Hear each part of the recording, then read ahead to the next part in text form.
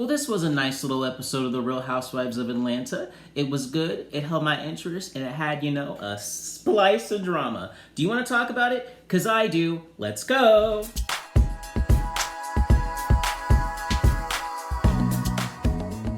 What's up, y'all? It's your boy Hampton Spears. This episode of the Real Housewives of Atlanta was good. It was really good. It starts out with Marlo building a house, honey. Marlo, she pulling a Shereé and Kenya.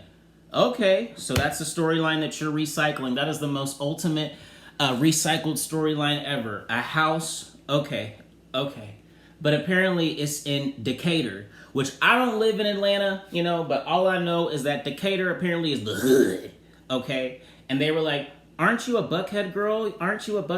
And she's like, look, I don't be having all this money like y'all think I do, shit, blah, blah, blah, blah, blah. And Kenya's like, what you be talking about? You be going around talking about how you got all the money. They do that flashback of her saying, I don't know how to pronounce stuff. I just know how to get money and dress. Ha, ha, ha. So that's true. You do be, acting like you got all the money. But we do want to know where you get your money from. Is it Ted Turner? Allegedly. It's some old white man, like Shereé said. An 80-year-old man, bitch. An 80-year-old man. I want to know who the fuck that was. Because Marlo tried to take NeNe's John. The white John season 4 that brought NeNe to Rolex. You remember that? So we know Marlo a ho-ho. We know she a hoe. And then my favorite YouTuber, Funky.Neva, say she steals and boosts fashions and do credit card theft. He called her MasterCard Marlo.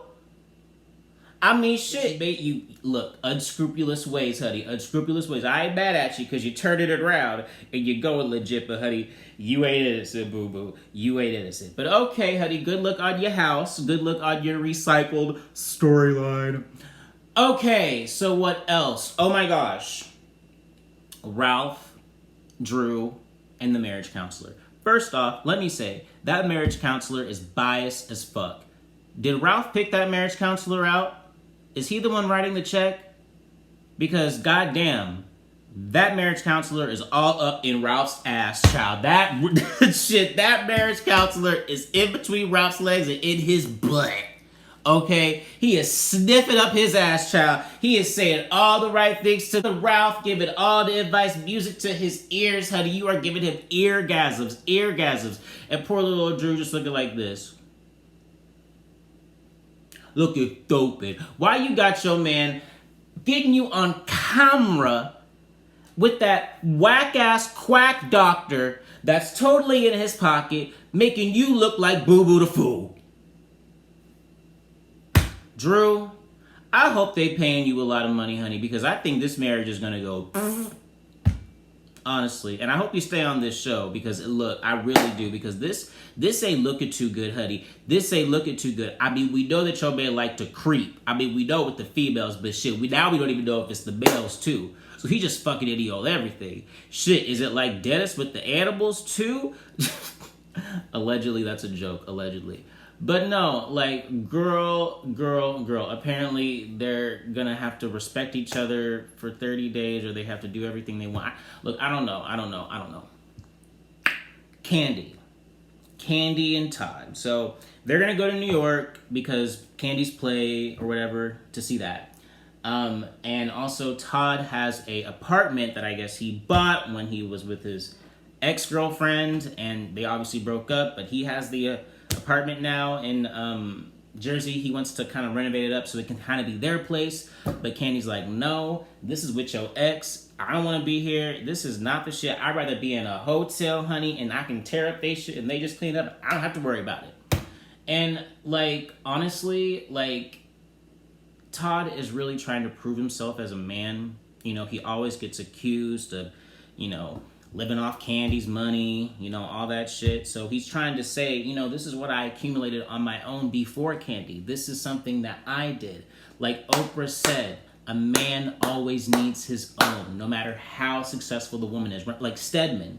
Stedman has his own lane. I don't know what the fuck Stedman do. What does Stedman do, y'all? Can y'all tell me what Stedman do? I sure as fuck don't know what Stedman do. But he got his own, though. But he got his own. I just think it's something about men, right? We gotta have our... Even me, I'm gay. We gotta have our own. There's something about, like, egos and shit. So it doesn't feel good for a man to be told, oh, you just using your wife's money and everything you got because you're your wife.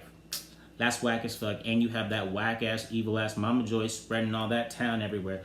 Child bye. But Kandi, you acting like a brat. Like, why can't you just see what this is and understand and just do this for your man? You just seem very stubborn and you seem very self-centered. That's where your daughter gets it from.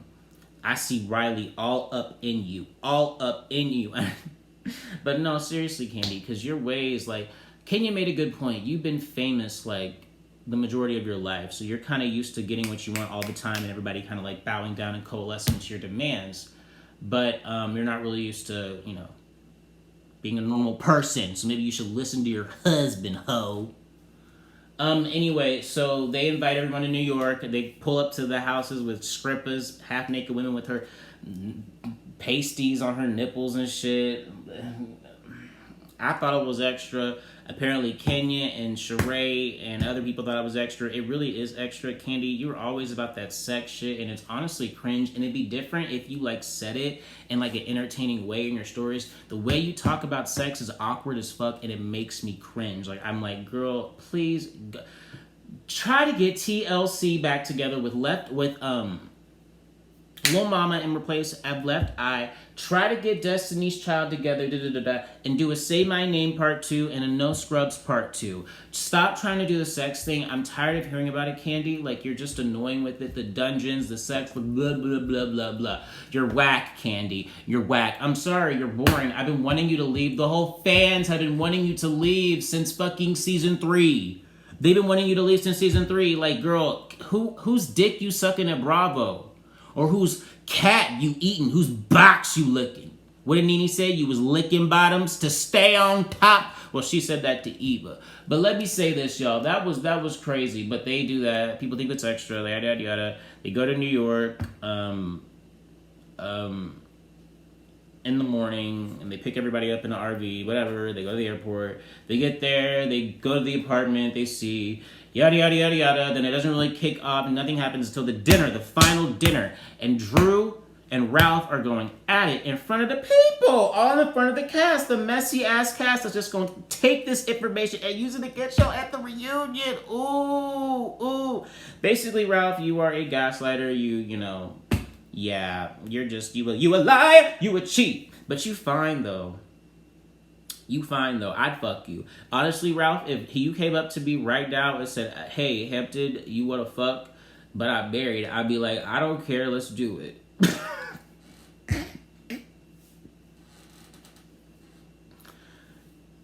Does that make me a bad person?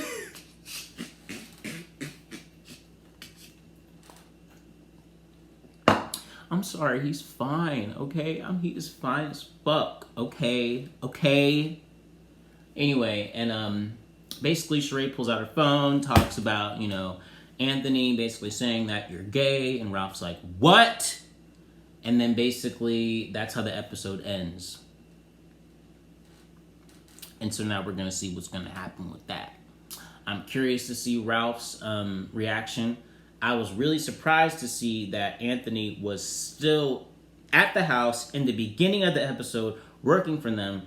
Wasn't this after the Brooklyn's birthday? After Sheree's friend told you that your assistant said her husband was gay, and you almost cursed out the friend that told you, but yet Anthony's still working for y'all?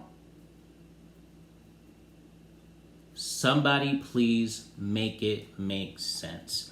But y'all, this episode of The Real Housewives of Atlanta, it was good. This season is good. It's more organic than it has been in previous seasons, right? Because I feel like people's relationships are real. It's not, you know, forced or whatever.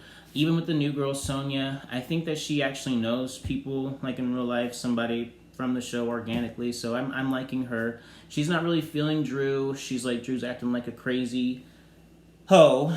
But Drew, you are pretty. you just, I don't know. And the fact that she's not wearing wedding rings, like she's not wearing her wedding ring. She said because she gained weight, but then she lost the weight. And that they were in a fight when they lost the weight. And now she just hasn't put it back on. I was like, oh. And then they do flashbacks in like previous seasons. She never had it on. I'm like, oh, wow. Maybe this is your exit strategy, Drew. You're like, shit, I gotta get money, quick money. Let me get on this Housewives show. Shit, I'm about to get divorced anyway. Might as well exploit the dog fuck out of this and make a good bag, honey. What Funky Dineva say? Pay me for my pain. And I know that's right. I hope that's what you're doing, Drew, because right now you looking like boo-boo da foo. But anyway, guys, thank you so much for watching this video. Be sure to like and subscribe and comment. Let me know what you thought about this episode, The Real Housewives of Atlanta. And I'll see you on the next video.